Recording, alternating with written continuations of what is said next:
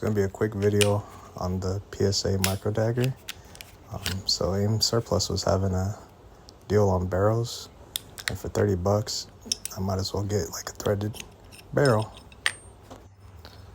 So it's just going to be a quick barrel swap, and then once we finish the barrel swap I can mount a suppressor on it and we'll see how it does.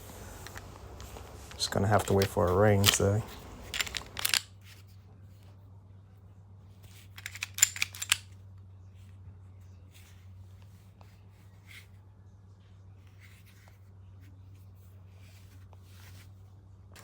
This is a rugged Obsidian 9 modular suppressor. Currently have it in the smaller configuration.